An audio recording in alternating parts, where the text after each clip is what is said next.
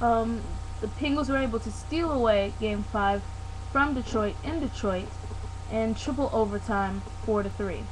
Um, Apparently, 14 of the last 19 Game 5 winners have in the Stanley Cup Finals have gone on to win the series. That didn't happen last year. Let's see if that's what will happen this year. Um, it didn't. Let's just get straight to the point. It did not happen. It just went from one butt whooping to the other, from NBA to in the hard court to NHL and the cold ice. You know, coming into this, Detroit, the crowd was, Detroit Rock City was rocking and rolling basically. That was really cliche. I'm sorry, but they were just on their feet. They didn't care if the music was still playing. They turned it off. They were still going to sing and kiss because they were excited and they were into this and they had a lot to cheer about. From in the first period, the only points came from Detroit's Cleary, pretty simple open shot. After that, in the second period, they just kind of took off, and it seemed like the only ones shooting on goal were the Red Wings, and the only ones getting penalties were the Penguins, because they had a lot. And 4 penalties resulted in 4 power plays for the Red Wings, and 4 straight points from power plays. And the Penguins just seemed to be frustrated, and camera shot of their bench just made me sad. Really, it just was kind of depressing because at one point it was even a 5-on-3 power play. So at the end, this Fleury, 5 got past him. He had a substitution, but that didn't make a difference for Pittsburgh. And Osgood had the shutout for the Wings. Basically, he played terrific. The Red Wings played terrific. The Penguins were just dismal, and Crosby and Malkin were nowhere to be found. So, kind of let down their team right now. Hopefully, Game 6 is on Tuesday. Hopefully on some relevant channel, NBC or something. I don't know. Hopefully everyone will get to see it. But Game 6 is on Tuesday at 8/7 Central, and it will be back in Pittsburgh. So hopefully, Pittsburgh is able to defend home ice and keep their playoff chances and Stanley Cup chances alive. So they're down 3-2 right now. So hopefully make this a series once again. But to World Cup qualifying soccer yesterday, it was the United States versus Honduras.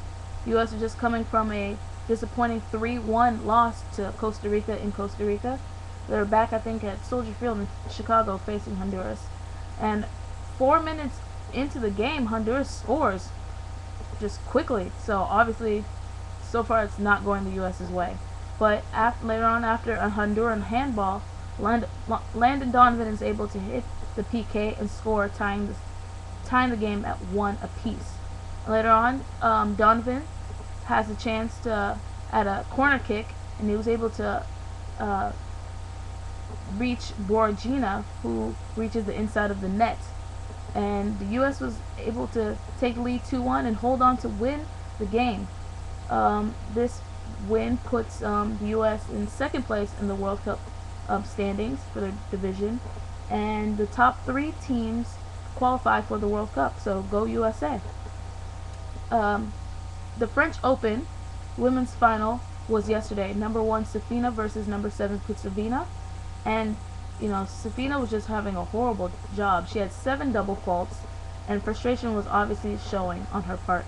Looking to her coach in the stands for encouragement or answers, but none seemed to be found. On the other hand, Kutsavina seemed to have all the right answers, and everything was going her way.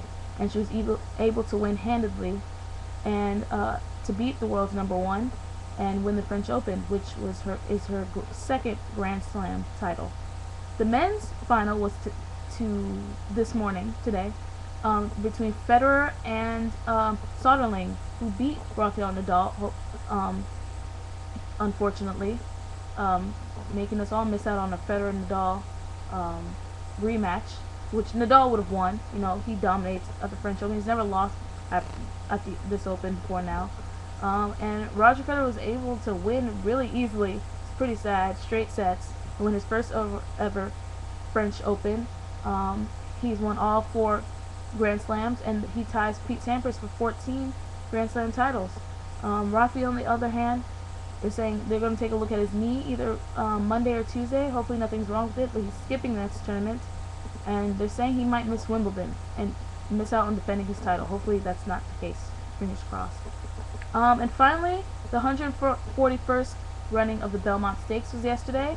Mind That Bird was a 2-1 favorite, and Calvin Borel was going for his personal Triple Crown. Late in the match or in the race, Mind That Bird was near the front, but Borel would say that the horse was dragging him down the track. Possibly he also peaked a little too early, but apparently late in the stretch, Summer Bird ended up winning and pulling this away and stealing the win of the Triple Crown away from them. Mind That Bird finished third.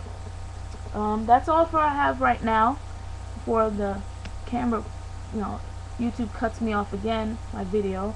But hopefully just keep tuning in, sticking in, send in your comments, your responses, your questions. Look at my page, subscribe, add me as a friend, please. And coming next, and big shout out to Skins Fan #1 for being the first one to do all of those things.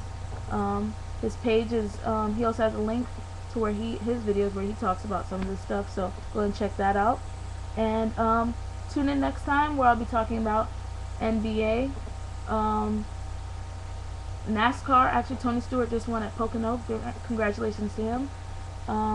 And wrestling. Extreme Rules is on pay-per-view tonight, WWE.